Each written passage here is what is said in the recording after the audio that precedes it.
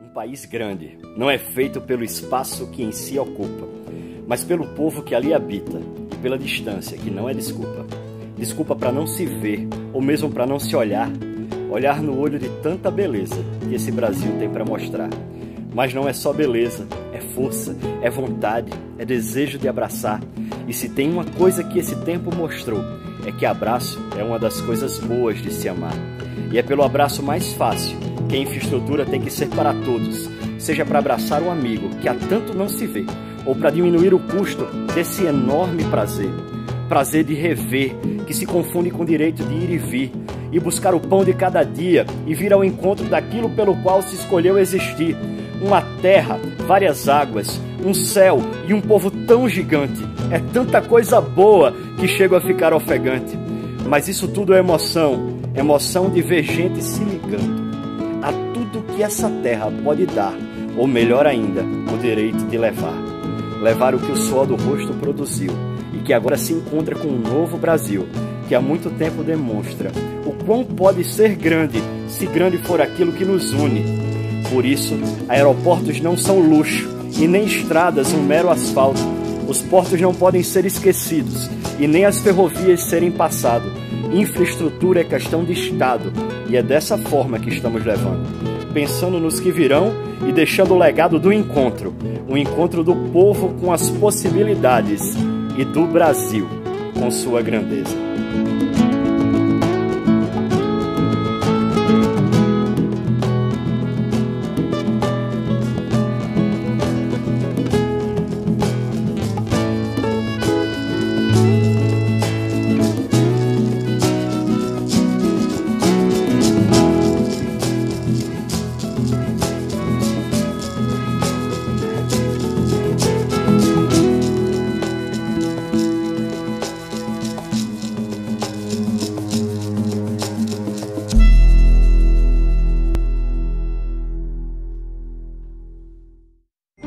Em 2020, a história foi reescrita. Os desafios não foram simples. Mas os administradores dos portos brasileiros, as empresas de transporte e os operadores logísticos mostraram competência e eficiência, garantindo o abastecimento do país e das nações amigas.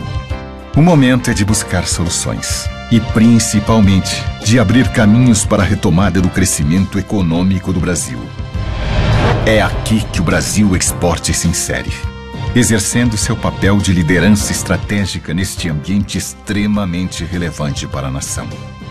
E agora, muito mais robusto, com novos conselhos técnicos para o fomento de estudos, discussões e fóruns, todos comprometidos com a construção de um país melhor e mais competitivo. O Brasil Export é um fórum permanente, multissetorial, plural e agregador. Com atividades durante todo o ano, o fórum conta com importante apoio institucional do Ministério da Infraestrutura e reúne as principais entidades, associações e empresas que atuam no segmento. Os conselhos estão promovendo 6 fóruns regionais, fazendo com que os debates se multipliquem por todo o território nacional. O Fórum Nacional Brasil Export, mais uma vez, reunirá as principais lideranças e autoridades do setor logístico e de infraestrutura portuária. Sintonizado com o crescimento de encontros virtuais, o Brasil Export continua realizando webinários e videoconferências, garantindo uma rica fonte de troca de conhecimentos e experiências, mantendo parcerias com os principais portos do mundo. A missão internacional do Brasil Export, o destino será Dubai. A comitiva brasileira também participará da Expo Dubai, concorrido evento global com a participação do Pavilhão do Brasil. Brasil Export, Fórum Nacional de Logística e Infraestrutura Portuária. Discutindo ideias e apontando caminhos.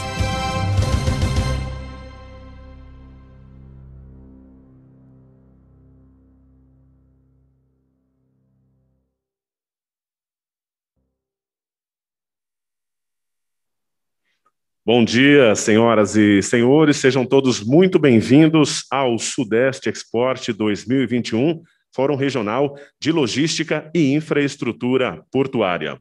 Estamos transmitindo diretamente da Alfândega do Porto do Rio de Janeiro para todo o Brasil e exterior. Por conta da pandemia do coronavírus, estamos com o público reduzido aqui presencialmente e seguindo todos os protocolos sanitários. Agradecemos a todos os participantes aqui presentes no Rio de Janeiro e aos participantes online. Nosso muito obrigado. Nossos próximos eventos serão o Norte Export, dias 19 e 20 de julho, em Belém, no Pará. Centro-Oeste Export, dias 26 e 27 de julho, em Rio Verde, Goiás. Nordeste Export, dias 2 e 3 de agosto, em São Luís, no Maranhão. Santos Export, dias 23 e 24 de agosto, no Guarujá, em São Paulo. Sul Export, dias 30 e 31 de agosto, em Rio Grande, no Rio Grande do Sul. E o Brasil Export, dias 28 e 29 de setembro, em Brasília. Todos estão convidados. O Sudeste Export tem o patrocínio da ABTP, Associação Brasileira dos Terminais Portuários, Associação Comercial de Santos, ATP, Associação de Terminais Portuários Privados, CNT, Confederação Nacional do Transporte, Companhia Docas do Rio de Janeiro, IBL, Instituto Brasil Logística, DP World Santos, Piacentini do Brasil, Porto de Vitória, Praticagem do Brasil, Rumo, Samarco Advogados, Santos Brasil, Santos Port Authority, Sopesp, Sindicato dos Operadores Portuários do Estado de São Paulo, e Suzano. O Sudeste Export tem o apoio institucional do Ministério da Infraestrutura e a realização da UNA Marketing de Eventos.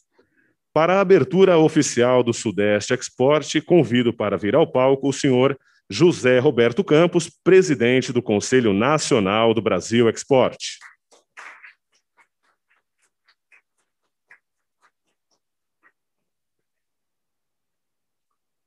Também convido ao palco o senhor Mário Povia, presidente do Conselho do Sudeste Export, diretor de gestão portuária da Companhia Docas do Rio de Janeiro.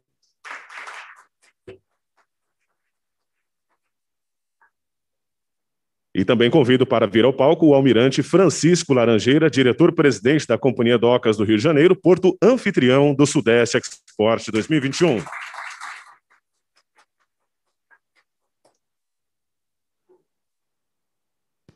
Convido, então, para fazer a abertura do Sudeste Export, o senhor José Roberto Campos.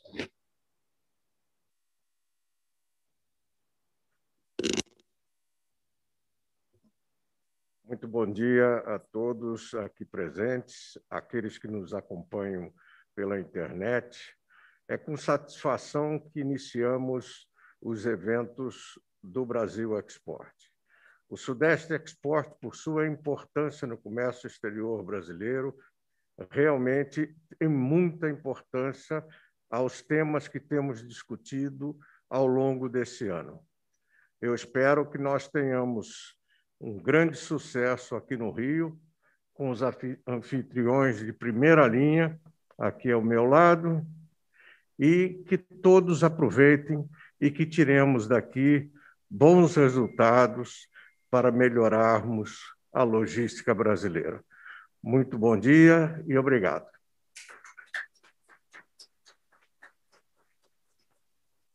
Nossos agradecimentos ao senhor José Roberto Campos, presidente do Conselho Nacional do Brasil Export.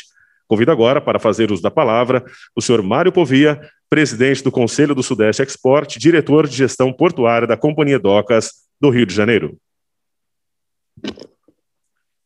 Bom dia a todos. Gostaria de cumprimentar Fabrício Julião, CEO do Brasil Export, presidente do Conselho do Brasil Export, Dr. José Roberto Campos, nosso anfitrião, o presidente da DRJ, Almirante Laranjeira, com quem divido a diretoria da companhia, junto com o Almirante Alvarez, também aqui presente, diretor Jean Paulo também, e em nome deles cumprimentar a todos os presentes aqui e aqueles que nos acompanham pelas redes sociais, em ambiente virtual.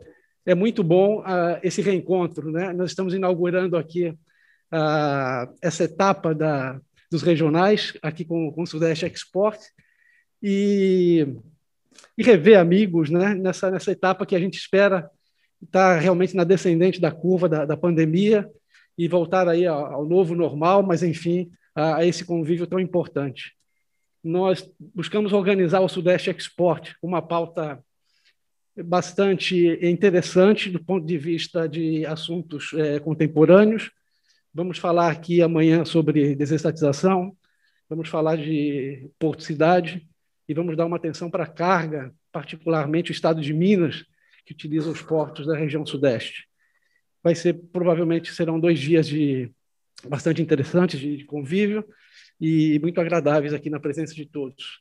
Vejo também aqui muitos servidores, muitos funcionários da Companhia Docas, gostaria de cumprimentar da CDRJ pela presença de todos, e amigos aqui de associações, da CODEBA também, pessoal das demais regionais aqui. Enfim, é muito bom tê-los aqui.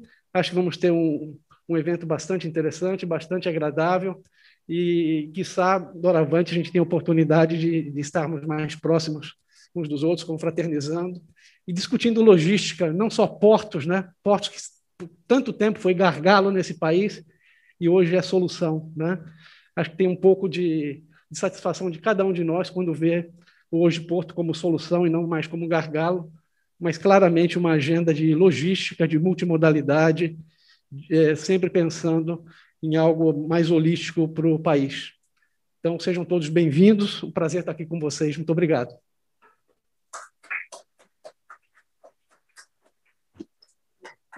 Nossos agradecimentos às palavras do senhor Mário Povia, presidente do Conselho do Sudeste Export.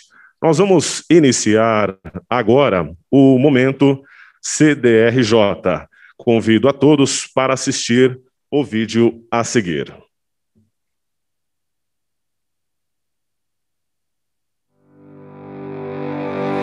A Companhia Docas do Rio de Janeiro é responsável pela gestão dos portos públicos do Estado do Rio de Janeiro, que compreende os portos do Rio de Janeiro, Angra dos Reis, Itaguaí e Niterói.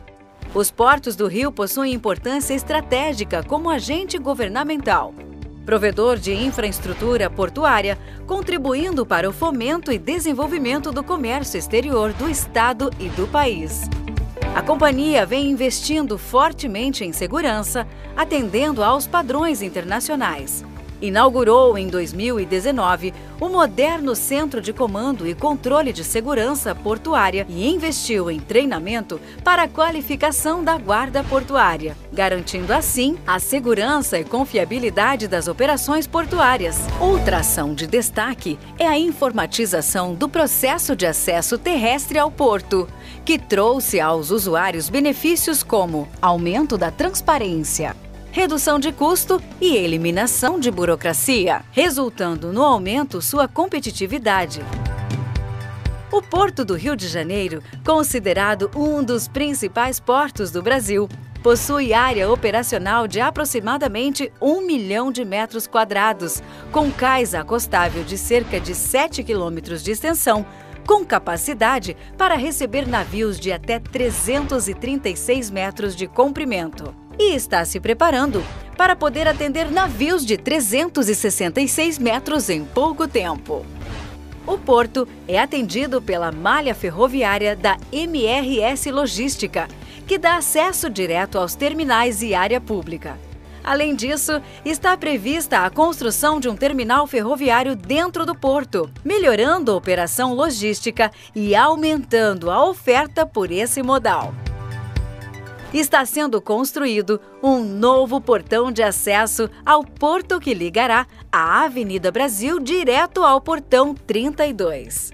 Além de melhorar a eficiência logística, a nova estrutura permitirá mitigar os impactos no trânsito urbano no local. Com relação ao acesso aquaviário, o Porto do Rio vem implantando o sistema de calado dinâmico e o balizamento do canal de Cotunduba, que visa melhorar a trafegabilidade e também aumentar o calado operacional das embarcações.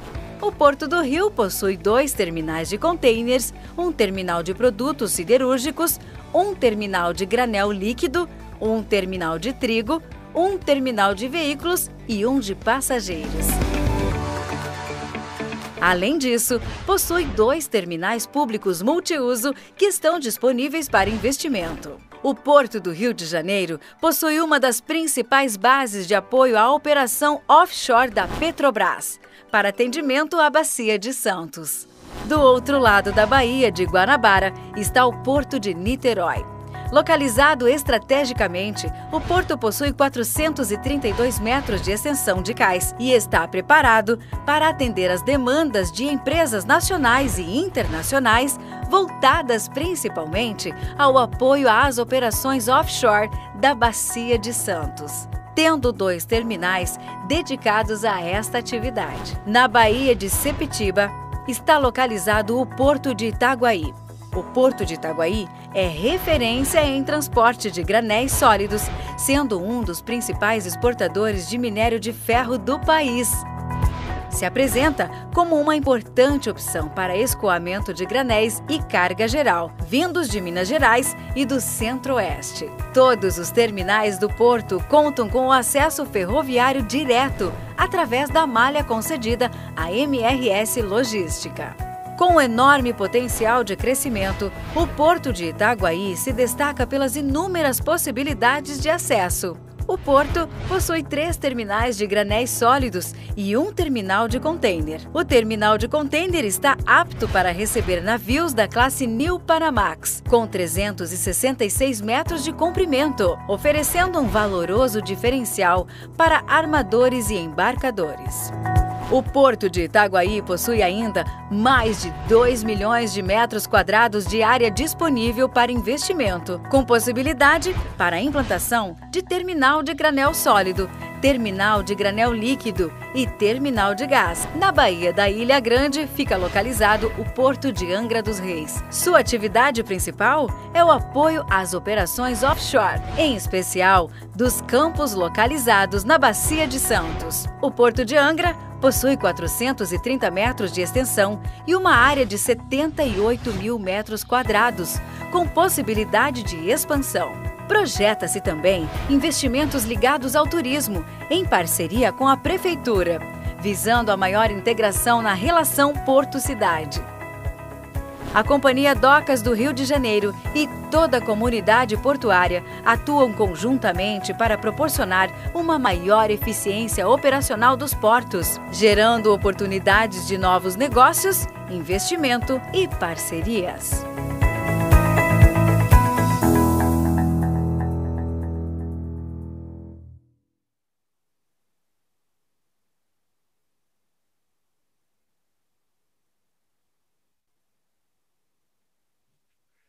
Convido agora para fazer o uso da palavra o almirante Francisco Laranjeira, diretor-presidente da Companhia Docas do Rio de Janeiro.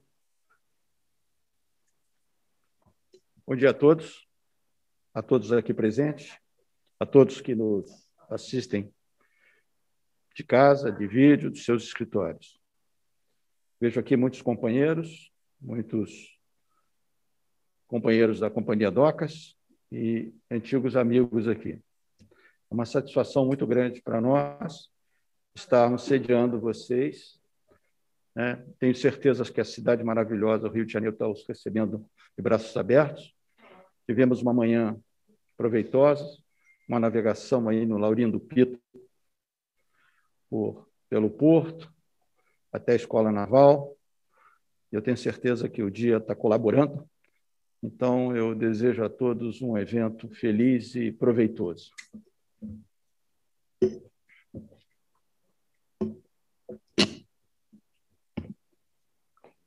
Ah, não?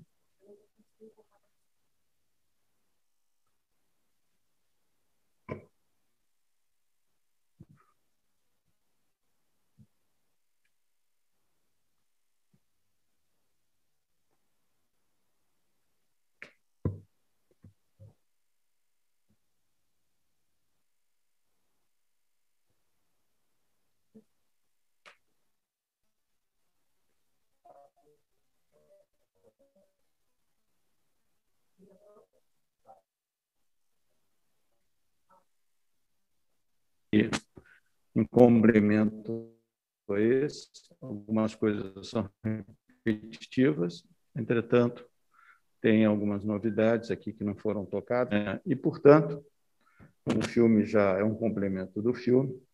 Eu vou passar de forma bem objetiva, né? E essa apresentação fica disponível aqui para quem quiser. Próximo. O sumário que eu vou atender é justamente em 6 itens. Eu vou falar da melhoria de gestão. Vamos falar agora da parte da empresa como um todo. Melhoria da gestão, melhoria do acesso aquaviário, melhoria do acesso rodoviário, segurança portuária, oportunidade de investimento e responsabilidade social.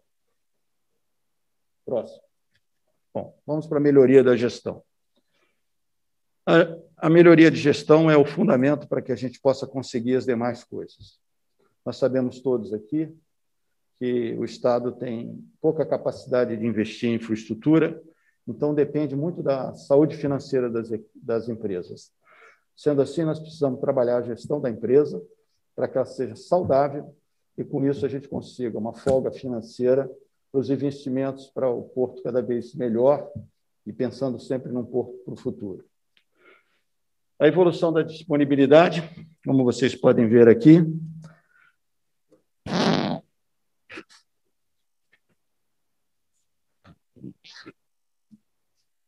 em 2019, nós tínhamos em caixa 14 milhões, fechamos o ano de 2020 com 41 milhões, e hoje, no mês de maio, nós temos uma caixa de 161 milhões. E por que isso? Por que nós estamos conseguindo isso? É o que nós vamos ver a seguir. Próximo.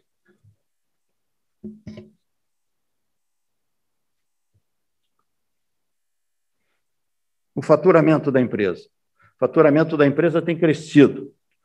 Vocês podem ver que em 2019 ele foi de 510 milhões, já em 2020, de 652 milhões, e neste ano, nós estamos no mês de maio, esses dados são de maio, nós já temos um faturamento de 416 milhões, indicando um recorde no faturamento referente a esses últimos 3 anos. E por que isso? Isso aí é motivado por 3 fatores. Primeiro fator, a taxa de câmbio. Segundo fator, que os portos não pararam. Nossos portos, apesar dessa pandemia, desse momento que vivemos, estamos há 1 ano e meio confinados em casa, trabalhando alguns em home office, e a parte operacional da empresa, tocando a empresa da mesma maneira como fez os últimos 100 anos. Tendo em vista isso, está aí o resultado. E o último fator que contribui para o faturamento estar aumentando é a demanda do minério de ferro, que é o grande alavancador do Porto do Rio de Janeiro. Próximo. Bom, obrigado.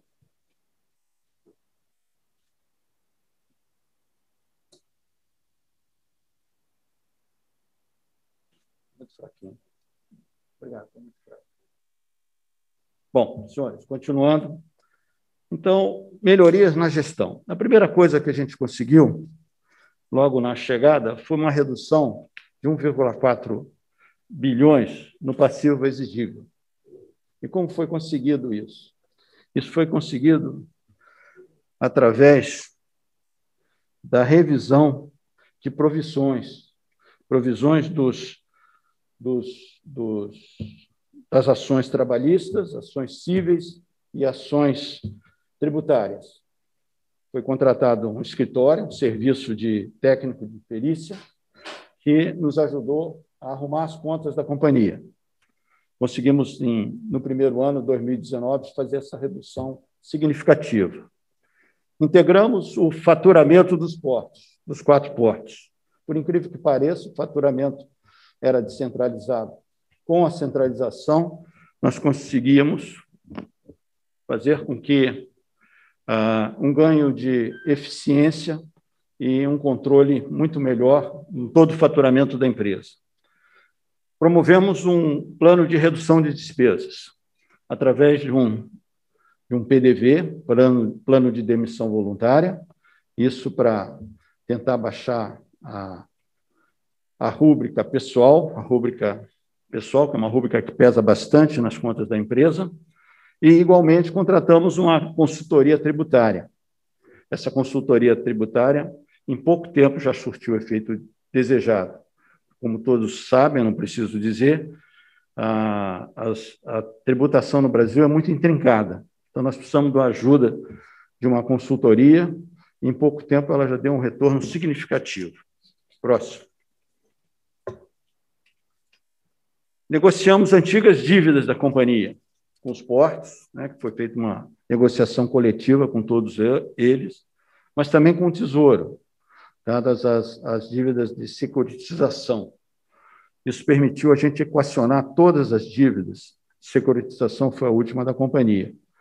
Então, nenhuma dívida da companhia está em aberto. E, com isso, nós obtivemos a certidão de regularidade fiscal, que é importantíssima para a companhia ter contratos, por exemplo, com a Petrobras, obter o alfandegamento, que nós vamos ver mais adiante, nós até então não dispunhamos. Isso tudo foi reconhecido pelo Ministério no momento que, em 2019, a companhia recebeu o prêmio Portos Mar Brasil, do Ministério, se classificando como segunda colocada em relação à variação do EBITDA, variação positiva, para 2019. Próximo. Passemos à melhoria do acesso aquaviário. Feito o equacionamento da gestão interna da companhia para as melhorias das suas contas, a gente pode partir para trabalhar outras coisas. E partimos para a melhoria do acesso aquaviário. O primeiro passo que eu identifiquei, que eu achei um absurdo, é chegar no Rio de Janeiro e o porto não operar noturnamente para navios grandes. Isso aí me chocou muito, né? Um porto, um estado desse, a gente não poder operar um navio à noite, o navio ficar atracado num berço lá dos terminais de contêiner, sem poder sair 10, 12 horas, porque está esperando clarear, é inadmissível. Então, nós trabalhamos junto com os nossos arrendatários, principais interessados, que compramos boias articuladas, submersíveis, são boias modernas, boias que permitem que o passeio da boia seja muito pequeno e ela agrega equipamentos eletrônicos nela, né? Próximo.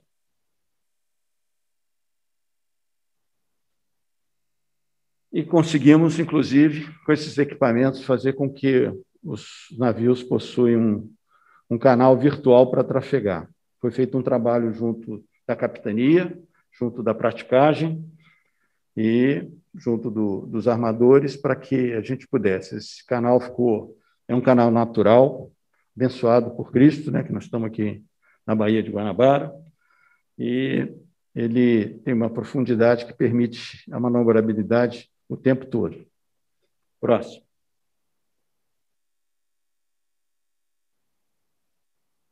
Aqui só é uma demonstração, né, uma visão noturna do canal de Contunduba, do lado esquerdo aqui uma visão de uma câmara que temos lá no Morro da Urca, e ali a visão de um aplicativo Marine Traffic, onde estão localizadas as nossas boias. Próximo.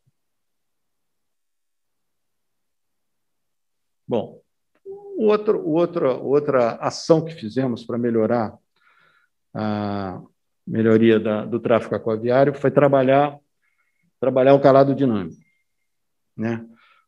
Nos países desenvolvidos, essa modalidade de operação no porto já é bastante usual. Entretanto, aqui no Brasil ainda estava engatinhando.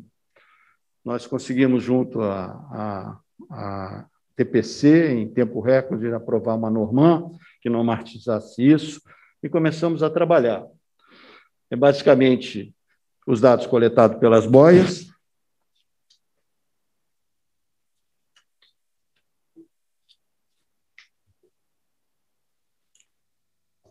Os dados coletados pelas boias, eles, em tempo real, eles alimentam um programa, um software próximo.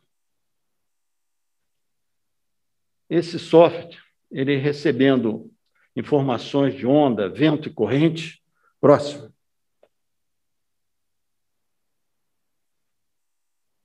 Ele vai permitir que a gente opere o calado de forma variável, porque até então o calado era de forma estática. Por quê? Porque a capitania, a marinha determina que o calado para navios que não operam o calado dinâmico é 10% do calado que ele está operando. É o pé de piloto. E com o software do calado dinâmico, ele passa a ser dinâmico, esse caso, próximo. E nós vamos obter janelas, né? Janelas para a saída dos navios. Esse gráfico aqui de baixo.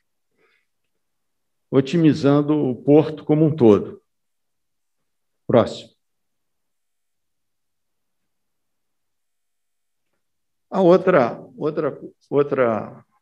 ação que tomamos foi começar a implantação do VTMS no Porto do Rio de Janeiro e, logo em seguida, iniciaremos no Porto de Itaguaí. Ele é um projeto, todos os melhores portos da Europa, dos Estados Unidos já o possuem. Ele, para mim, é o certificado de qualidade de um porto.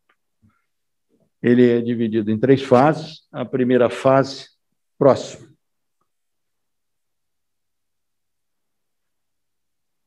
São equipamentos que são obrigatórios para ter o LPS. A Companhia Docas do Rio de Janeiro, o Porto do Rio de Janeiro, o terá até o final do ano. Ele terá um centro de coordenação, terá IS, terá... difícil de ler.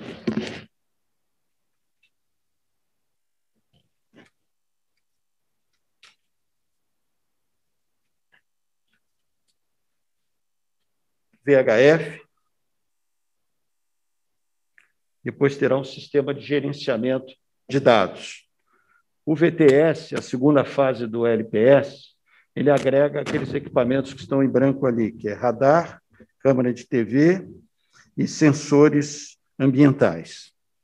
E a última fase é uma fase que a gente vai alimentar um sistema com esses dados da primeira e da segunda fase, próximo, a fim de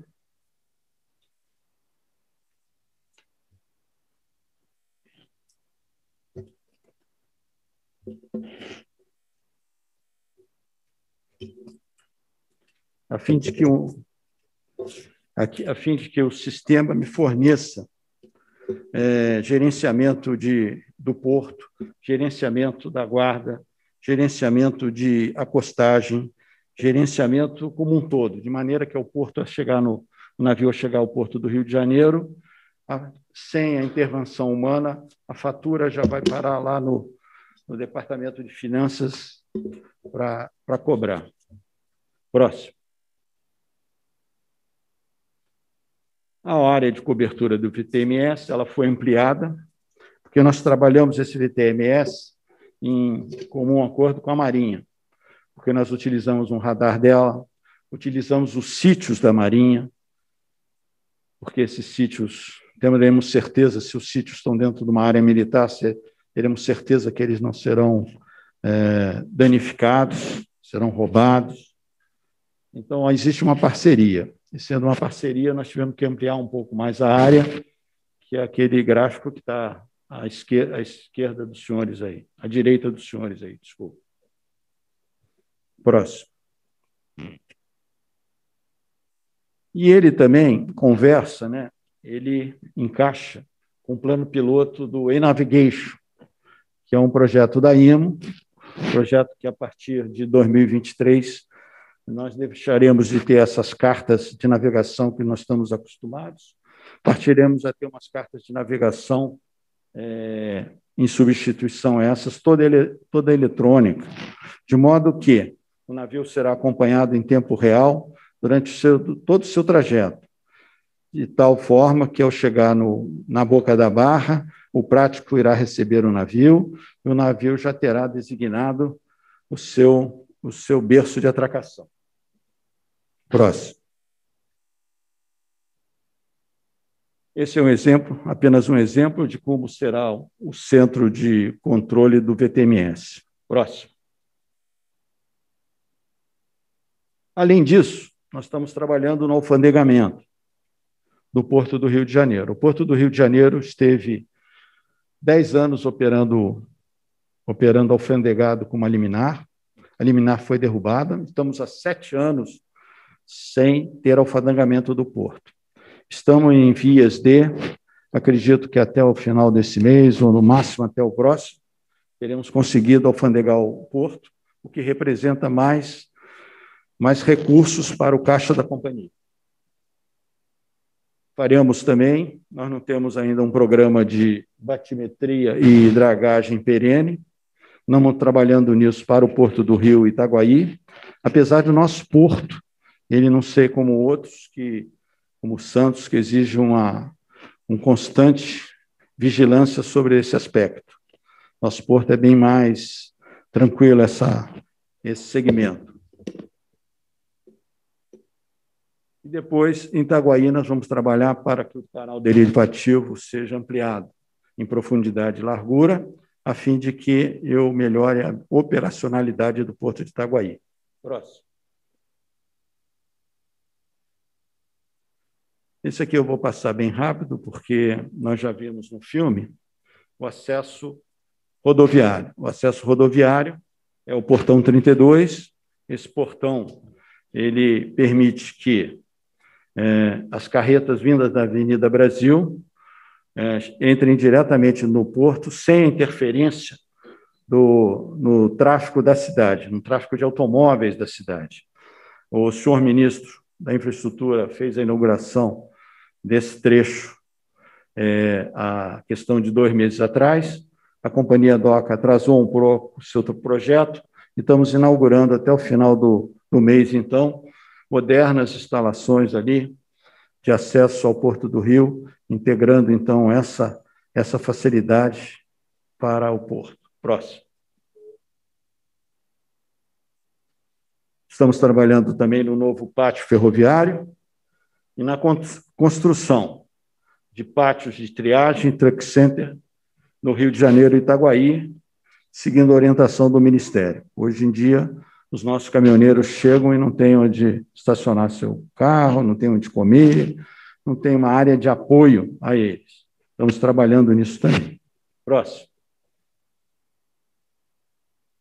Segurança portuária. Também já percorremos no filme, só para lembrar, atualmente Porto do Rio de Janeiro tem um centro de controle, de comando e controle de segurança portuária, localizado aqui no prédio da Avenida Rodrigues Alves. Ele possui mais de 280 câmaras, possui 7 radares de perímetro, possui totens espalhados pelo campo, pelo porto com telefone, possui sirenes no porto, tudo isso para atender o ISPS Code. Próximo. Esse é o exemplo aí da sala de controle lá do centro de controle de segurança do porto. Próximo.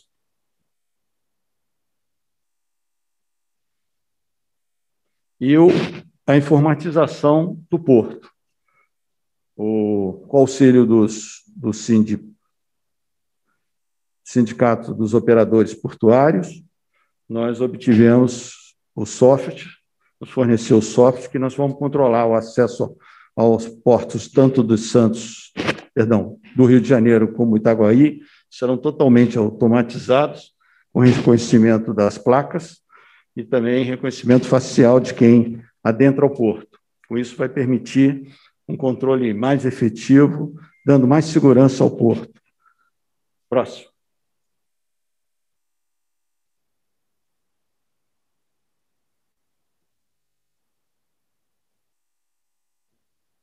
Oportunidade de investimentos.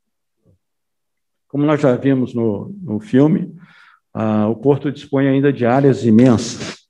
Então, nós vamos aqui apenas situar rapidamente as oportunidades que nós temos.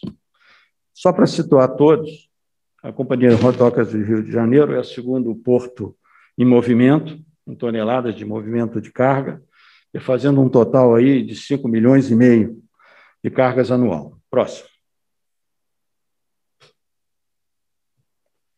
Por tipo de carga, a carga que é utilizada é a carga que eu não enxergo, tem que dar uma...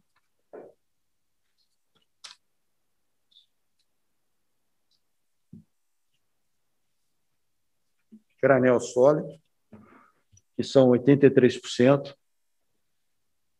container em 23%, granel líquido e granel e carga geral 2% e granel líquido 1%.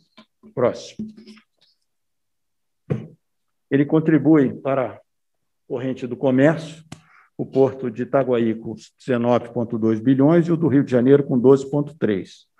Os demais portos, Angra e Niterói, eles operam offshore, então não estão nessa aí por causa disso. Próximo. Como nós já vimos, o porto de Itaguaí possui mais de 2 milhões de metros quadrados disponíveis, né? Mais de 2 milhões de metros quadrados disponíveis de área para ser trabalhada. Entretanto, nós julgamos que ele tem uma vocação especial para abrigar uma UPGN,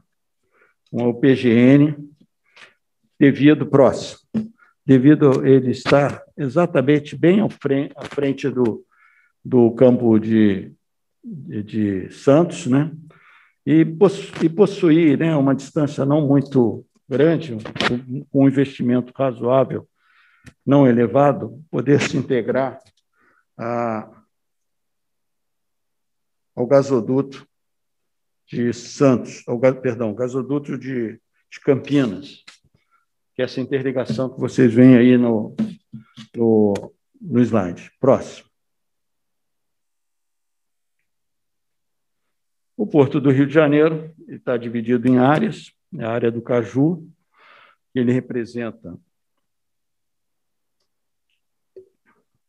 65% do faturamento, a área de São Cristóvão com 9% e a área da Gamboa com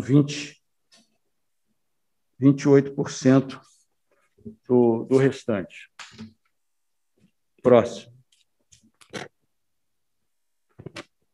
Nós temos disponível para investimento no Porto do Rio de Janeiro, para essas áreas de granel líquido, que estão em laranja, e o cais da Gamboa também para cargas de uma forma geral, todo esse em azul aí, investimento, que são armazéns, e para carga geral,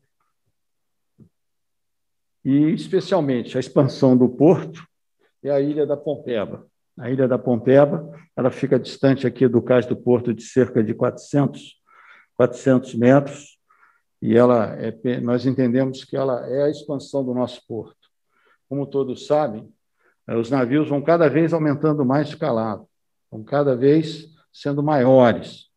Então, a gente precisa pensar no porto para frente, está na frente da onda. E a Ilha da Pompeba é justamente onde nosso porto pode crescer para ela, né? A gente pode fazer daí uma expansão para a carga de uma forma, qualquer tipo de carga, containerizada e granel sólido, sem problema nenhum. Próximo. O Porto de Angra, nós já vimos, o Porto de Angra ele é arrendado a uma empresa totalmente, né? mas, entretanto, o capital da empresa foi feito com esses terrenos todos que estão aí coloridos. A companhia tem muitos terrenos lá. E como o nosso presidente indicou, ele quer transformar isso numa Cancún brasileira. Então, a companhia Docas está disponibilizando os terrenos para investimento justamente nessa área aí, desenvolver o turismo ali no Rio de Janeiro, ali em Angra dos Reis. Próximo. O Porto de Niterói é um porto também que só opera offshore, assim como o de Angra, e nós temos ali ainda um terminal de pesca que estamos negociando com o município do Rio de Janeiro. Próximo. Bom, terminando, nós temos uma responsabilidade social, nós temos que pensar em ajudar a comunidade em torno do porto. Sendo assim, quando a cidade ela trabalhou o Porto Maravilha, abriu as avenidas, a companhia não tinha condições financeiras de trabalhar a melhoria dos seus armazéns já muito caídos. Nós fizemos uma parceria aqui com os nossos arrendatários, usando de uma lei de incentivo fiscal. Nós transformamos aquela rua ali no maior projeto muralístico urbano do Rio de Janeiro, tendo em vista que quem pintou isso tudo aí, 90% dos pintores desse museu a céu aberto foram os moradores da área ali, dos morros em volta do porto. Próximo. E agora nós estamos pensando no porto, transformar nosso porto em um porto verde. Porto Verde, nós estamos pensando em fortalecimento da relação com o Porto Cidade, né? Estamos implementando programas ambientais no porto, vamos instalar uma energia renovável aqui nos nossos telhados aqui dos armazéns, para breve o porto poder fornecer aos navios que atracam uma energia limpa, e assim a gente vai ter um selo de qualidade verde. Próximo. Bom, tudo que se faz na companhia, nós trabalhamos nesse triângulo aí. Nós todos trabalhamos, somos legalistas, republicanos e nacionalistas, porque nós queremos um Brasil melhor, trabalhamos com afinco, 24 horas no nosso porto, para que ele delegue aos seus filhos, né? Seus filhos tenham um Brasil e seus netos tenham um Brasil melhor do que nós estamos vivendo hoje em dia. Próximo. Muito obrigado.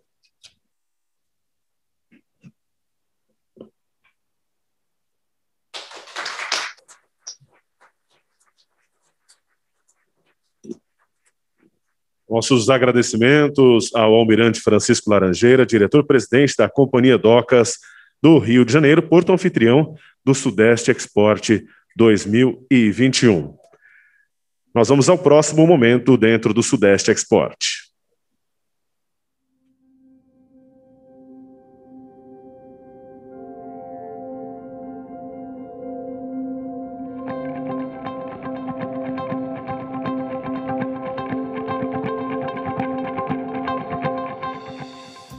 Olá, amigos da Sudeste Export.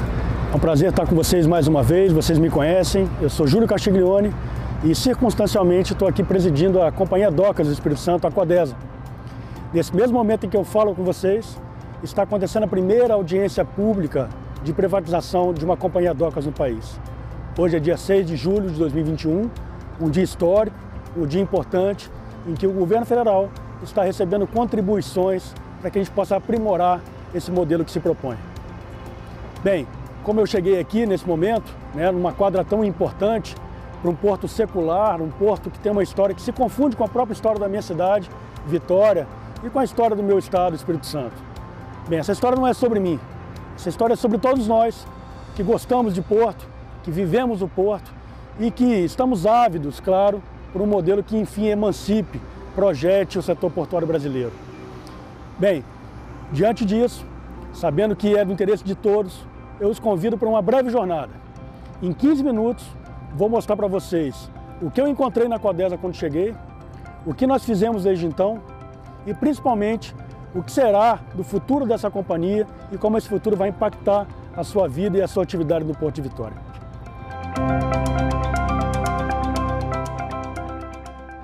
Bem, amigos, depois de 2 anos, de quase uma centena de eventos, de muito diálogo, de encontros inclusive aqui no Brasil Export, no Sudeste Export, não se tem dúvida de que a proposta que está sendo apresentada tem um potencial transformador. Mas a gente sabe, grandes transformações também são feitas de pequenos momentos. E eu quero relatar, quero dividir com vocês um momento que vivenciei, que parece episódico, parece pontual, mas que para mim foi muito importante, que tem sido importante para toda essa companhia. Era dia 26 de dezembro de 2018, um dia após o Natal daquele ano. Eu saí de Vitória, minha cidade, com destino a Brasília, para fazer uma reunião com o ministro Tarcísio, que eu não conhecia ainda pessoalmente. O convite foi feito naquela ocasião pelo secretário nacional de Portos, Diogo Piloni, que eu também não conhecia, e eu fiquei muito apreensivo. Era algo inédito para mim, algo grandioso, e eu levava comigo na minha bagagem um roteiro pronto, ensaiado, né? Desse que a gente faz, inclusive, para poder impressionar quem a gente quer que fique impressionado. A cada momento que eu revisitava esse meu discurso, eu ficava com mais dúvidas. Cheguei a questionar o meu entusiasmo, talvez até a minha ousadia de estar ali naquele momento. Mas essa minha apreensão, que era natural, ela se dissipou rapidamente. A reunião não demorou mais do que 15, talvez 20 minutos. Uma conversa despretensiosa, eu diria até, de certa forma, informal, mas muito clara. Ali a gente selou um acordo. Não um acordo entre chefe e chefiado, mais do que isso, um acordo de propósito. Um acordo em que ficou claro aquilo que estava encomendado para o presidente da Companhia Docas do Espírito Santo e para essa companhia, com todos os seus funcionários, com todo o seu ativo intelectual. A gente deveria, naquele momento, promover um choque de gestão. A gente deveria, naquele momento, fazer aquilo que fosse razoável, aquilo que a sociedade espera de uma empresa estatal. Mais do que isso, seria importante ter diálogo sempre, mas nunca sucumbir à captura política. E, por fim, a encomenda que ficou clara para nós: participar da construção coletiva da primeira concessão portuária do país.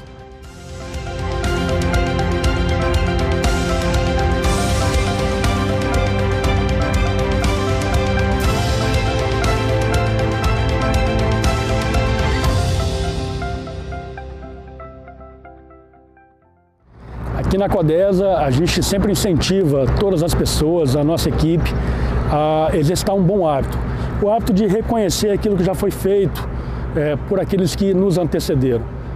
O hábito de reconhecer que esse porto não foi criado agora. Esse porto tem um enredo, como eu disse, secular e que merece ser respeitado. Quando cheguei aqui em março de 2019, encontrei um porto bem estruturado, é verdade. Tinha aqui um canal de acesso ao Porto de Vitória já recentemente estragado, que demandou mais de 100 milhões de reais do governo federal, foram aqui aplicados. Nós temos também investimento em um novo cais, aqui atrás de mim a gente tem um cais do Atalaia, um cais moderno, que demandou mais de 180 milhões de reais de recursos públicos. Um moderno controle de tráfego marítimo, o nosso VTMS, enfim, um porto realmente bem estruturado. Mas ainda faltava mais. Faltava um choque de gestão, faltava um incremento na governança dessa companhia. E a gente tem um mantra: essa empresa é uma empresa estatal, ainda hoje uma empresa estatal. Mas a empresa estatal não tem alvará para ser deficitária. Ela tem sim um compromisso com os bons resultados, com a boa performance.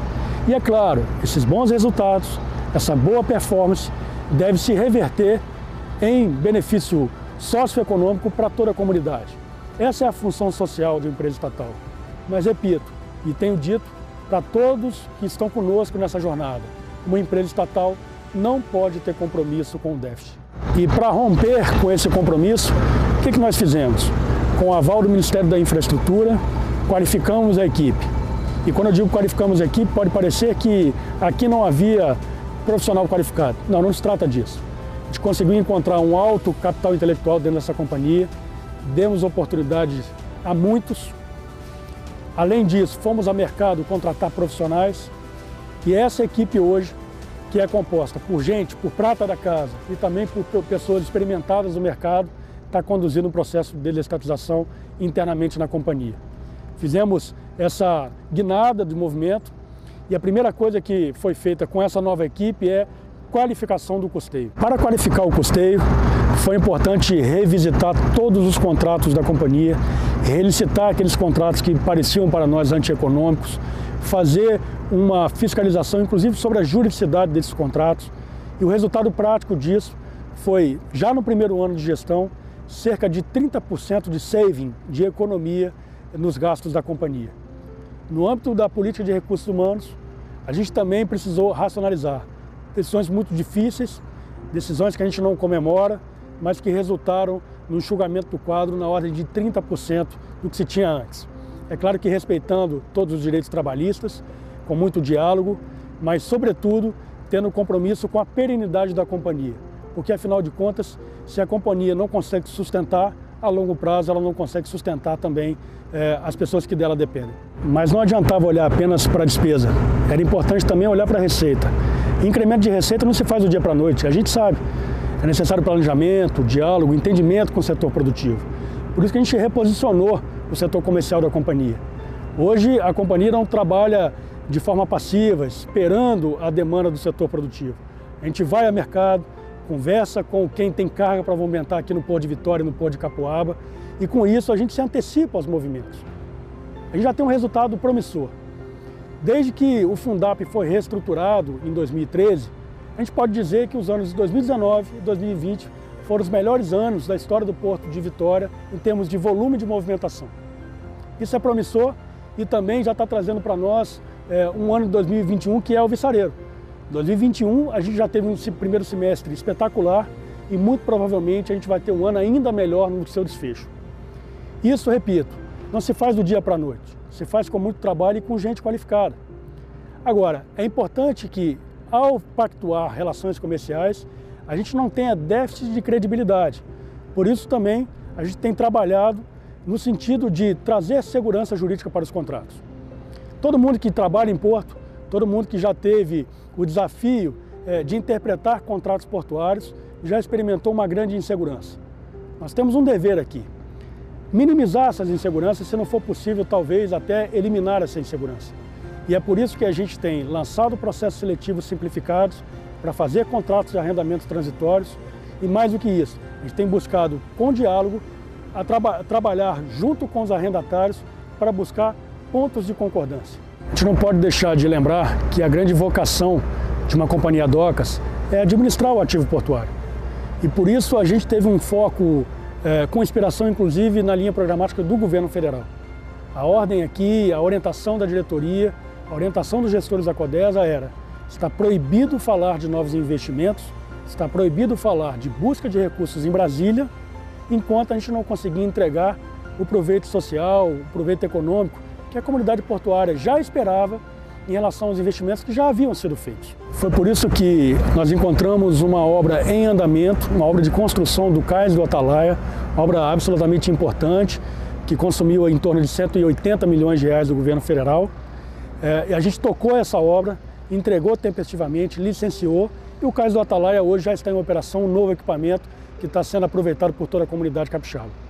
Um outro investimento importante, eu diria até mesmo emblemático aqui para o Porto de Vitória, é relativo à dragagem de aprofundamento que foi feita nos últimos anos. Um investimento que demandou um esforço muito grande, não apenas técnico, mas um esforço político também, na melhor acepção do termo. A bancada capixaba toda trabalhou para buscar esses recursos e, enfim, o Porto de Vitória pôde fazer a sua dragagem de aprofundamento. O que ocorria, porém, quando nós chegamos aqui, é que essa dragagem de aprofundamento, embora já finalizada, ainda não permitia que houvesse aqui o ingresso de navios com maior consignação. Ainda era dependente de uma nova sinalização náutica, ainda era dependente de uma concertação, de uma pactuação técnica com a Marinha do Brasil, com a praticagem. Isso que foi feito, né? E aí, sem nenhum arroubo de pessoalidade, sem nenhum capricho, não há problema nenhum de enxergar essa obra como uma obra de Estado, uma obra para o interesse público, e não uma obra que deva ter a assinatura de um ou de outro. Por isso que a gente também deu continuidade, a gente fez a sinalização náutica e já no ano de 2020 a gente conseguiu fazer com que os primeiros navios com essa nova prescrição já ingressassem no porto. Bem, essa mudança de chave na área administrativa, na governança da companhia, na área comercial e também na área operacional, começa a trazer frutos e maior liberdade de atuação para essa companhia.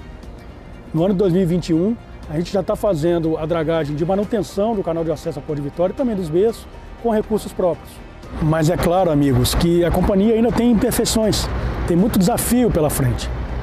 E a pergunta que a gente tem recebido agora nesse momento é, já que a companhia consegue performar bem, já que ela conseguiu apresentar bons números aí do 2019 até agora, meados de 2021, por que a gente iria privatizar essa companhia? É isso que eu vou tentar responder para vocês. A Codesa tem conquistado números expressivos nos últimos 2 anos e meio. Por exemplo, conquistou o seu melhor resultado contábil da história no ano de 2020. Bons números na movimentação, inclusive. Incremento na parte de governança, como eu já mencionei.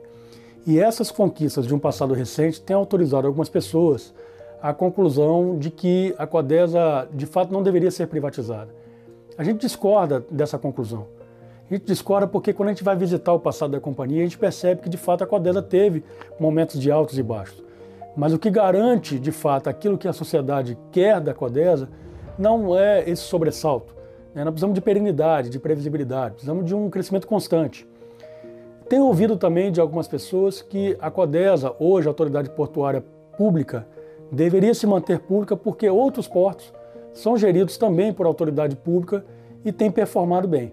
Os exemplos são corriqueiros e sempre vem nessa narrativa o caso do Porto de Roterdã, o caso do Porto de Antuérpia. Bem, também entendo que essa comparação ela é equivocada, porque quando a gente vai verificar de fato qual é a racionalidade que informa os processos decisórios desses portos, né, dos portos que de fato têm funcionado mundo afora, você percebe que a racionalidade que ali é empregada é uma racionalidade totalmente, puramente privada. Não quero dizer com isso que Porto de Roterdã, Porto de Antuérpia e outros portos não têm uma função social a desempenhar. Sim, eles têm, e a Codesa também o terá. A Codesa também preservará a sua função social. Mas é muito difícil entregar a resposta que a sociedade exige, no tempo que o processo produtivo exige, estando em torno desse modelo estatal brasileiro de atuação. Quando você olha, repito, o paradigma do Porto de Roterdã, do Porto de Antuérpia, você percebe que, embora a titularidade da autoridade portuária, ou seja, a titularidade, o dono da empresa que gera o porto, seja um dono público, todas as decisões ali empreendidas, seja de caráter comercial, da relação com seus trabalhadores, é uma decisão de índole privada, ou seja, existe uma racionalidade privada. E nós precisamos trazer isso para o Brasil. A carga não espera, a carga é a rainha do porto. É ela que vai determinar se um porto vai movimentar bem ou não, se o porto vai ter investimento ou não, se ele vai gerar riqueza, se vai gerar emprego, se vai gerar arrecadação tributária. Se a gente não tiver condição de dar a resposta no tempo que a carga exige, a carga vai embora e o porto se perde. Então, nesse modelo brasileiro que nós temos, eu não tenho dúvida, e esse grupo de trabalho não tem dúvida, de que a gente só vai conseguir se equiparar a esses portos que performam bem, a gente só vai conseguir ter uma paridade de armas para fazer essa competitividade global se a gente tiver igualmente esse dinamismo que informa as relações privadas. E a proposta de privatização, alienação do controle acionário da Codesa, aliada à concessão do porto organizado, pretende dar uma resposta a esse anseio da comunidade portuária e da sociedade como um todo. Nós precisamos dar dinamismo nessa relação de negociação comercial entre quem gera o porto e quem precisa do porto para empreender. E a gente só consegue fazer isso, repito, enfatizo, com essa racionalidade privada e com o ordenamento jurídico que já possuímos hoje. A Lei de Concessões é do ano de 1995. É um instituto jurídico já muito experimentado no Brasil. Nós temos capital intelectual que entende, nós temos um modelo também que é muito mais sofisticado do que era no passado. E por isso, nos parece que o modelo de privatização da Companhia Docas, com a concessão para o caso de Vitória, vai dar uma resposta a contento. E que resposta a contento é essa?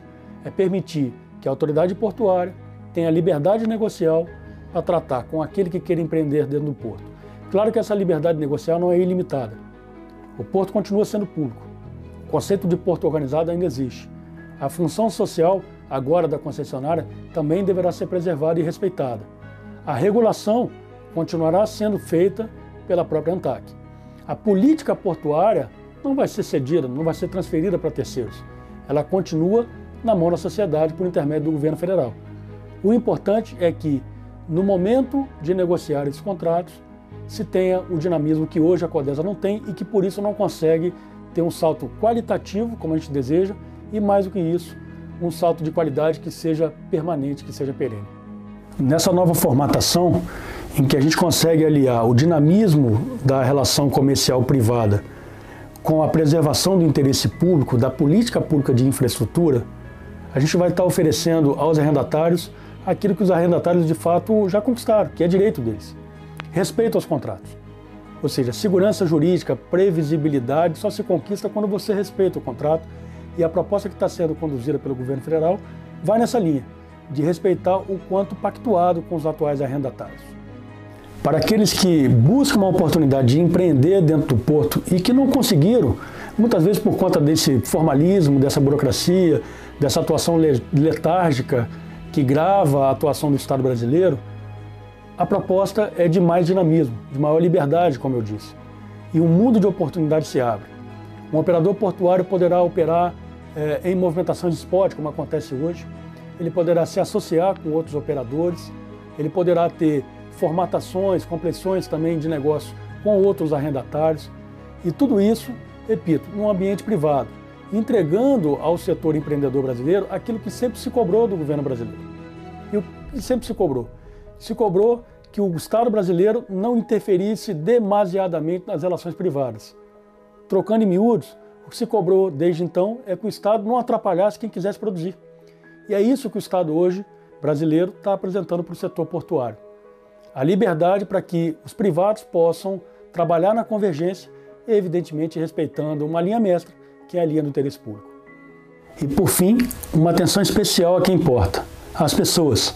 Porque, afinal de contas, as instituições servem às pessoas e não o contrário. E é necessário ter atenção com a mão de obra que é muito qualificada, que atua hoje em nome da Codesa. E aí é importante fazer um breve esclarecimento. Os portos administrados pela Codesa hoje, a gente recebe em torno de 3.000 empregados portuários por dia. Desses, apenas 5% são empregados diretos da Codesa. Todo o restante, 95%, são trabalhadores portuários avulsos, trabalhadores das arrendatárias. São relações de emprego que não serão impactadas por esse modelo de concessão, por esse modelo de privatização da Companhia Docas do Espírito Santo. A não ser pelo fato de que, pela nossa esperança e pelos números que já temos, haverá um incremento na atividade econômica. Isso vai trazer consigo novas oportunidades de geração de emprego e de renda e talvez, sistemicamente, essas pessoas também recebam benefício de um novo modelo. Mas especificamente em relação aos empregados que trabalham na Codesa e que têm vínculo diretamente com essa Companhia Docas, estou me referindo aqui aos 238 colaboradores da companhia, uma atenção ainda mais especial nesse processo. E não por outro motivo que o governo federal já sinalizou com um plano de transição, vai receber as colaborações, as cooperações, as críticas que serão apresentadas por esses trabalhadores hoje nessa audiência pública que está ocorrendo, e nós não temos dúvida nenhuma que no final das contas a gente vai ter um ponto de convergência. É uma mudança relevante. Mudanças relevantes não vêm sem um certo desconforto, não há espaço aí para ingenuidade ou para expectativas que não possam ser confirmadas, mas o fato é que o modelo vai atender de melhor forma a todos. É para isso que a gente está trabalhando.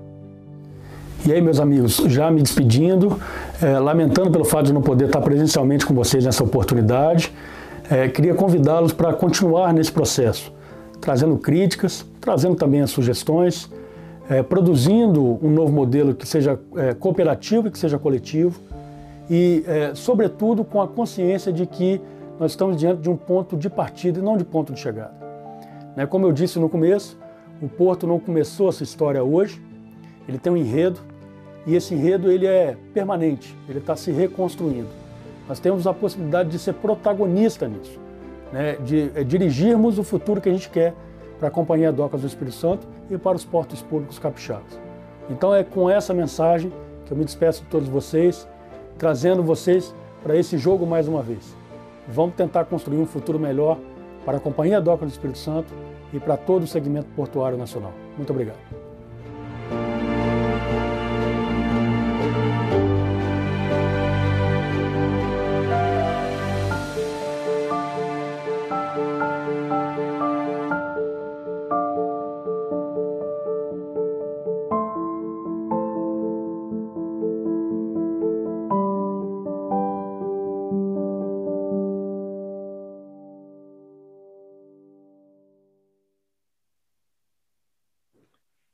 Nós vamos dar início agora ao Momento Porto do Açu. Convido para a sua participação online o CEO do Porto do Açu, o senhor José Firmo. Bom dia, seja bem-vindo. Bom dia, espero que vocês estejam me ouvindo bem aí nesse modelo de trabalho de casa, no trabalho home office. Gostaria de, primeiramente, agradecer o convite e a importante participação do Porto do Açu aqui no evento. Vamos testar aqui o limite da tecnologia e assegurar que eu posso compartilhar minha tela com vocês.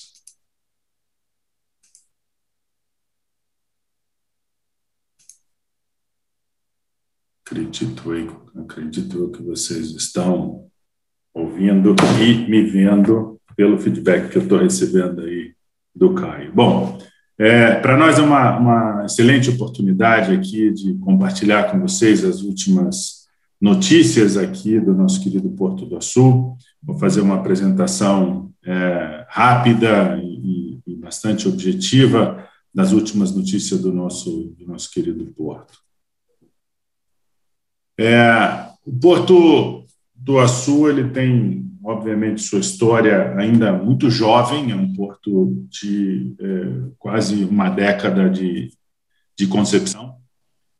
Tem sua localização escolhida justamente para suprir as necessidades de infraestrutura aqui do Sudeste, né, principalmente aqui nesse corredor entre Vitória e o Rio de Janeiro, dois portos importantes que já foram apresentados aqui. O Porto do Açu, então, ele vem como uma solução para a expansão da infraestrutura da nossa região. Todos nós sabemos e gostaríamos de ver o Brasil de volta ao crescimento e, consequentemente, com o seu crescimento, a expansão da infraestrutura é algo absolutamente necessário, principalmente para o balanceamento dessa capacidade portuária nessa região. Nós somos um porto, fundamentalmente um porto de energia e um porto de indústria. Vamos mostrar aqui para vocês um pouco dessas vocações. Temos também uma vocação natural, que é estarmos posicionados justo à frente dessas bacias sedimentares aí, da Bacia de Campos, da Bacia de Santos e da Bacia do Espírito Santo, que, sem dúvida nenhuma, são as estrelas da indústria de óleo e gás mundial. Na última década, foi encontrado mais petróleo nessa região do que em qualquer outro lugar do mundo e, consequentemente, a atividade de exploração e produção é fundamental para o desenvolvimento do Porto do Açu. Uma das suas características, uma das suas fortalezas é, sem dúvida nenhuma, prover a solução logística para toda essa operação offshore, essa operação de óleo e gás. Além disso, o Porto está posicionado para o desenvolvimento industrial. O Porto hoje é a plataforma de desenvolvimento industrial mais desenvolvida possível para o estado do Rio de Janeiro, sem dúvida nenhuma. E a gente vai falar um pouco sobre esses desafios e essas oportunidades aqui na apresentação. Nós temos um porto jovem que precisa sempre se mostrar qual é a sua real atividade hoje. O porto, em 2020, movimentou em todos os seus terminais 54 milhões de toneladas. Isso, como porto organizado, fica em segundo lugar atrás de Santos na quantidade de volume movimentado aí dos terminais. Temos 10 terminais privados, temos 25% da exploração, da exportação de petróleo brasileiro passando pelo porto. Temos aí o único terminal privado de capacidade de transbordo de petróleo aqui no Sudeste. Então, é uma parte importante para nós essa atividade de exportação de petróleo. 18 bilhões de reais já foram investidos no porto até agora, com um horizonte de mais 15 bilhões de reais a serem investidos na próxima década. Muito importante. Volumes extraordinariamente altos de infraestrutura. Normalmente, não temos esse tipo de investimento aqui no Brasil. Então, um porto que tem na sua concepção uma concepção de investimento muito forte, com a intenção de atrair, como eu disse, o desenvolvimento industrial, além de ser um porto de energia, que hoje recebe petróleo, gás a eletricidade, produção de eletricidade, que deve começar agora com a GNA, que a gente vai falar um pouco mais à frente. Então, para nós, esses são os grandes números aí do Porto do Açu.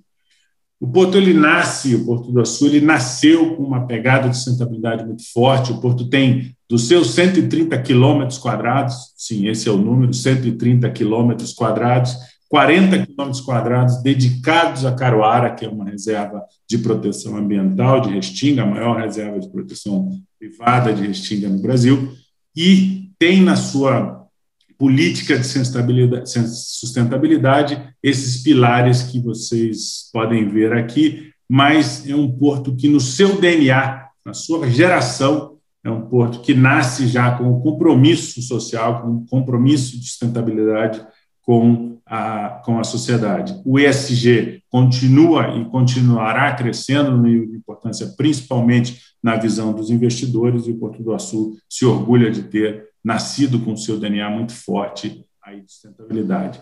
Para nós é de muito orgulho os prêmios que o Porto do Açu tem recebido. Todo o nosso time trabalha incessantemente nesses projetos, mas a partir do momento que a gente é reconhecido internacionalmente, o ano passado fomos reconhecidos internacionalmente com o prêmio no projeto de preparação de emergência, principalmente no combate àquele spill de óleo que nós tivemos aqui no Brasil, no Nordeste brasileiro, que chegou até as nossas praias. Esse ano, 2 projetos ganharam prêmios do IAPH, que nos dão muito orgulho, né?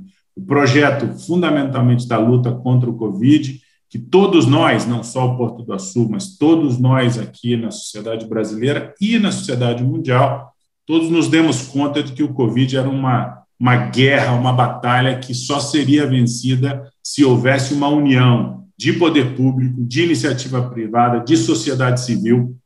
E nós montamos, então, além da tradicional sala de crise, comitê de crise, nós montamos um comitê de ações humanitárias que, na realidade, foi 100% impulsionado pela nossa população, pelos nossos empregados ali na região, e conseguiram soluções simples, mas extremamente efetivas, de grande impacto na região, que foi aqui reconhecido pelo IAPH com esse prêmio. E o projeto Tartaruga, que é um projeto de proteção que antecede ao porto, um projeto que começou antes da construção do porto e que agora ganha, então, esse prêmio aí. Esse ano foi um ano de muita celebração, onde nós soltamos o filhotinho número 1 milhão após 60 quilômetros de praia de monitoramento e toda a parte de proteção ambiental aí das tartarugas. Esse é um projeto que nos dá muito orgulho. É sempre importante mostrar o reconhecimento internacional do que está acontecendo lá no Porto do Açu do ponto de vista de sustentabilidade.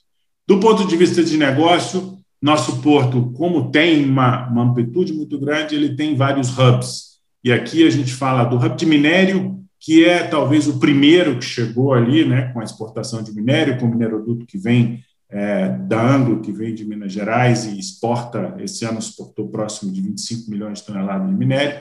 O hub de petróleo, que nós falamos, 25% da exportação de petróleo brasileiro já passa pelo Porto do Açu. E os hubs em desenvolvimento de gás e energia, com a chegada da GNA, ali tem a fotinho do FSRU, né, do navio de desgaseificação, que já está ancorado e comissionado lá no terminal de GNL, o único terminal de GNL privado aqui do Sudeste. O hub industrial e o hub de logística, que a gente vai falar um pouco mais do desenvolvimento deles aqui. Esse é o esquema do porto. À direita vocês podem ver a Caruara, né, a reserva, e toda a outra parte de infraestrutura do porto. O terminal offshore, que é esse terminal à direita de vocês, que tem a exportação de minério e a exportação de petróleo, e o terminal dragado, o T2, que é onde se desenvolve não só a parte de óleo e gás, mas também toda a parte de logística com o terminal multicarga, o T-Multi, que nós vamos falar um pouco sobre ele, que, afinal, esse ano bate todos os recordes. O T-Multi, esse ano, já produziu, já transportou mais carga do que todo o ano passado. Então, a gente vê aí a grande necessidade e a disponibilidade do Porto do Açu de absorver mais e mais esse crescimento brasileiro, principalmente que a gente está vendo aí nos commodities nesse ano e no ano passado, né? Então, a chegada da GNA, a gente vai falar um pouquinho mais, e a ser inaugurado nas próximas semanas o aeródromo, que é a última das construções que estão acontecendo lá no Porto do Açu. Esse é o esquema do Porto, vai falar um pouquinho mais sobre isso. O Porto tem 3 ondas de crescimento: expandir as nossas vocações naturais, atrair e consolidar as indústrias e, obviamente, olhar para frente e ver o que é a indústria do futuro. Como é que nós podemos habilitar para o Estado do Rio de Janeiro, para o Brasil e para o Porto do Açu a indústria do futuro. Nós vamos falar um pouquinho mais sobre isso, porque essa é uma das grandes pilares de desenvolvimento, principalmente aí nos últimos meses. Houve muita discussão a respeito de como nós podemos fazer isso de forma eficiente. Nós temos, então, a ampliação da nossa vocação, né, principalmente com a chegada do gás. É muito importante para o Porto do Açu poder dizer que nós já recebemos hoje gás lá no Porto. A conexão do Porto do Açu com os gasodutos da malha de transporte brasileira e com os oleodutos da malha de transporte brasileira está por vir. Estamos em fase final de licenciamento de todos esses projetos. Entretanto, o gás em LNG, né, o gás líquido, já chegou ao Porto do Açu, já temos o terminal comissionado, já começamos a despachar gás para a GNA1 na sua fase final de comissionamento. Então, isso para nós é muito importante. Esse projeto de tancagem e de conexão do Açu com a malha de oleodutos é fundamental, é um projeto que está na sua fase final de decisão de investimento, devemos poder anunciar isso nos próximos meses, onde nós poderemos, então, iniciar o projeto que tem como objetivo conectar o Açu não só à exportação de petróleo, como dar flexibilidade para estocagem, tratamento e distribuição de petróleo. O petróleo, a indústria de petróleo brasileira passa por uma transformação, tanto do ponto de vista de upstream, quanto do ponto de vista de downstream, né, com uma presença muito maior de outras grandes empresas mundiais, e isso é fundamental que a infraestrutura acompanhe essa necessidade de crescimento. Nós sabemos que o Brasil tem potencial de, nos próximos anos, dobrar a sua capacidade de produção de gás, dobrar a sua capacidade de produção de petróleo. É isso que a gente vê acontecendo, principalmente após o gigantesco investimento que foi feito nessa indústria nos últimos 3 ou 4 anos. Né? Nós sabemos aí que de todo o dinheiro investido em blocos exploratórios mundiais nos últimos 3 anos, 90% desse dinheiro veio para o Brasil. Ou seja, as empresas mundialmente já decidiram investir aqui e é essa atividade de exploração, consequentemente, essa atividade de produção, que a infraestrutura, nesse caso, a sua aqui, se prepara para essa grande onda de desenvolvimento que nós veremos aqui no Brasil nos próximos anos. O parque termoelétrico é uma conquista extraordinária para a Açu, afinal de contas, ele traz para a Açu uma capacidade de geração de 6 gigawatts, de mais de 6 gigawatts, com a construção da GNA1 e o final do comissionamento, que deve ocorrer nas próximas semanas. A gente já teria 1,3 gigawatts de geração. A GNA2 está na sua fase final de decisão de investimento, deve começar a construção o ano que vem, trazendo mais 1,7 gigawatts, totalizando 3 gigawatts de produção. Isso é um valor extraordinário, é o maior projeto termoelétrico da América Latina, o parque termoelétrico da América Latina, e a gente tem muito orgulho dele estar acontecendo ali no Açu. Essa é a GNA na sua fase final de construção. E aqui o TEMULT, nosso terminal multicarga, que vem crescendo ano a ano, mas que em 2020, 2021, tomou novos patamares de crescimento. Atingimos a capacidade técnica do TEMULT, sendo necessário, então, uma expansão imediata, tanto do ponto de vista de pátio como do ponto de vista de armazenamento. O sucesso do TEMULT se deve muito devido ao fato de que nós estamos atraindo novas cargas, novos clientes, e esse ano tivemos aí recorde pós recorde, vários meses de recorde de movimentação, e já em julho movimentamos mais do que movimentamos o ano passado todo no TEMULT. Então, para nós, muito interessante ver esse nível de crescimento. Temos que investir rapidamente para expandir o TEMULT de forma a consolidar a posição do TEMULT e poder atender às necessidades dos clientes. Iniciamos um serviço de cabotagem com a Norsul para conectar o Rio ao Açu, que é muito importante para nós, que acreditamos que no futuro essa conexão será essencial para o desenvolvimento do que está acontecendo entre os dois portos. A expansão do Temult vem também da inserção do açu no agronegócio. Nós sabemos que o Rio de Janeiro, durante muitos anos, não recebeu nem fertilizante, nem o grão, né? Ele praticamente vai para o norte ou vai para o sul. Esse ano, em 2020, tivemos a oportunidade de iniciar o projeto de fertilizante de uma forma piloto, comprovando a viabilidade econômica, e agora estamos em plena expansão de mover dos nossos armazéns temporários para armazéns permanentes e expandir o Temult, entrar de vez com o Estado do Rio de Janeiro na indústria do agronegócio, que vai continuar crescendo. Importante fazer esse link de que esse é o início de um processo industrial. Acreditamos muito que, com a nova lei do gás e com o novo mercado de gás, o Brasil volta a ter independência no fertilizante, na indústria de fertilizante. Um país agrícola que hoje importa 90% da sua necessidade de fertilizante base nitrogenada, certamente buscará formas de produção. Essa produção hoje ela não ocorre justamente por causa da diferença do preço do gás brasileiro com o preço do gás internacional, e todas essas movidas dos últimos anos, aí quase uma década de discussão sobre o marco da nova lei do gás, traz de volta a possibilidade do Brasil ter gás em maior abundância, gás de forma mais competitiva e, consequentemente, atrair toda a indústria de fertilizante, principalmente a de produção de fertilizante no Brasil. Para o açu, isso é uma das grandes oportunidades. Nossos estudos que fizemos de desenvolvimento de negócio mostram claramente o açu como o site mais competitivo no Brasil inteiro para uma planta de fertilizantes. E nós temos, então, que criar toda a logística que antecede a essa chegada da planta de fertilizante, enquanto a gente constrói as soluções do gás e, consequentemente, as soluções de fertilizante. A história do açu também é agro, é fundamental para a inserção e o desenvolvimento industrial e econômico ali do açu, porque essa é a base do açu. Nós vimos ali no mapa que o açu precisa do desenvolvimento industrial e tem um potencial gigantesco para que isso ocorra nos próximos anos.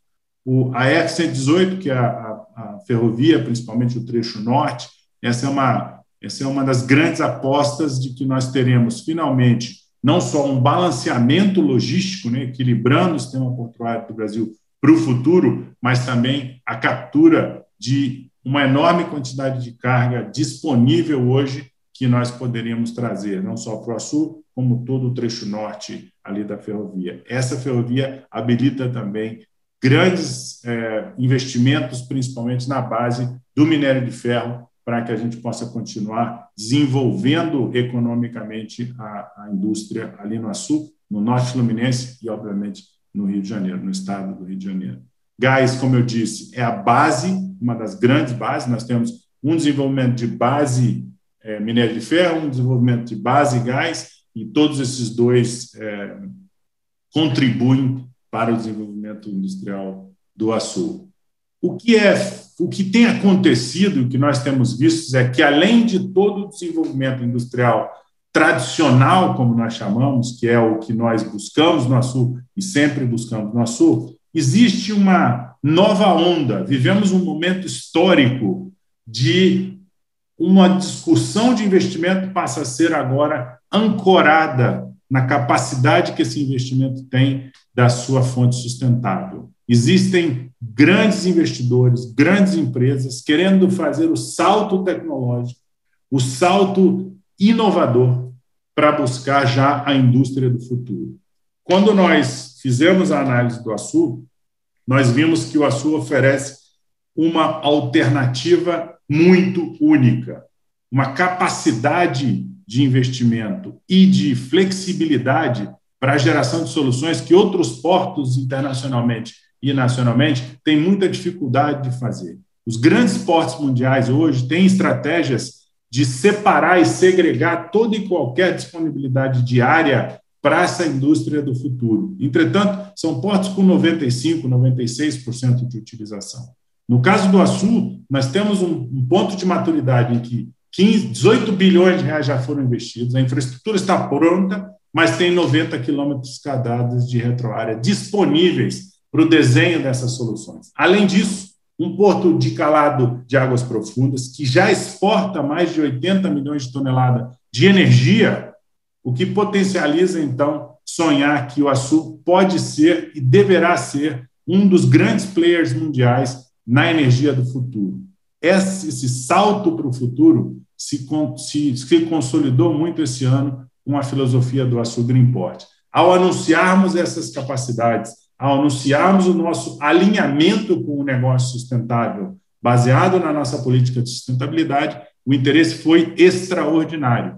Nós imediatamente conseguimos fechar com grandes empresas, com grandes inovadores mundiais, possibilidades de uma viabilidade econômica para uma planta solar, de uma viabilidade econômica para uma planta de hidrogênio verde, coisas que realmente são surpreendentes. Discussões que nós imaginamos que levariam anos, passaram a levar meses por causa do nível de interesse. Eu considero que a gente vive um momento histórico do famoso fechamento aí do Rhetoric Gap, que é a discussão de onde o investidor hoje busca, o investimento tem que estar muito linkado com as tecnologias e com as filosofias de sustentabilidade no futuro. Então, o Açu tem, na sua essência, uma possibilidade muito única, e a gente ouviu muito isso dos investidores até agora, que é ser um local fértil para geração de energia renovável, entretanto, linkada à produção dos insumos necessários para a industrialização,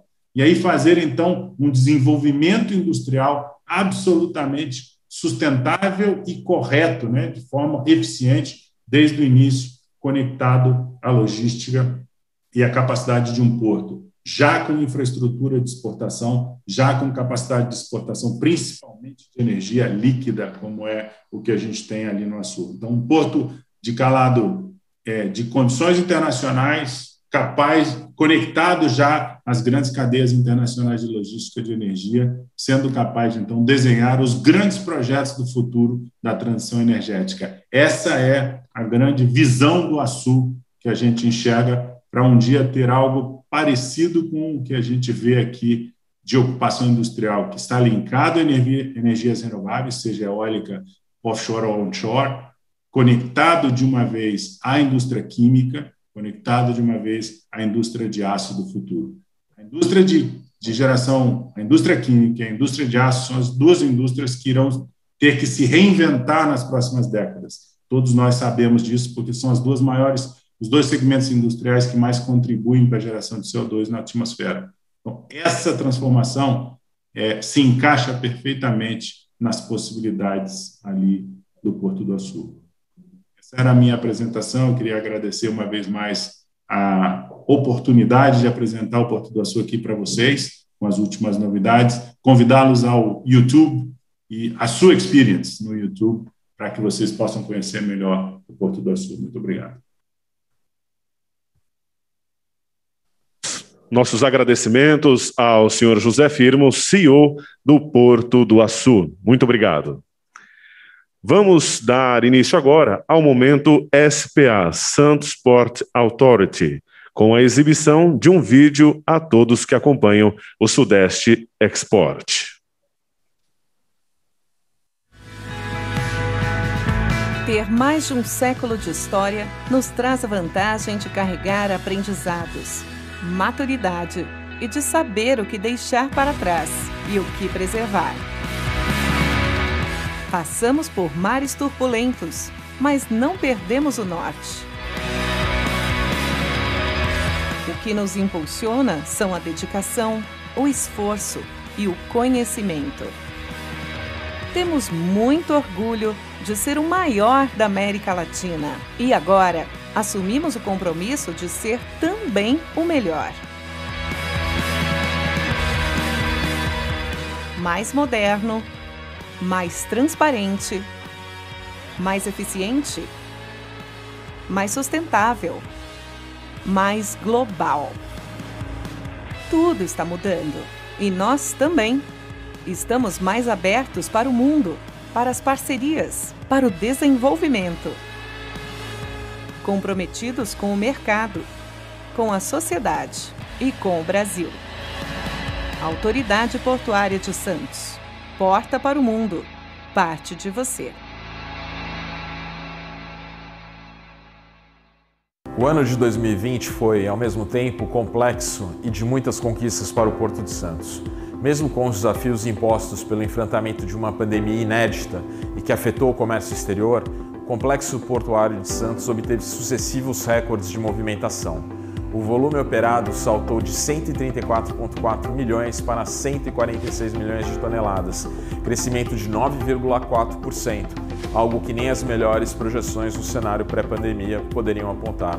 Ao assumir a presidência da companhia por indicação do Ministério da Infraestrutura, o MINFRA, em abril, reafirmamos o compromisso de transformação rumo à consolidação de um novo momento da história do Porto de Santos, que, ousamos dizer, marcará a mudança do comum para o inovador.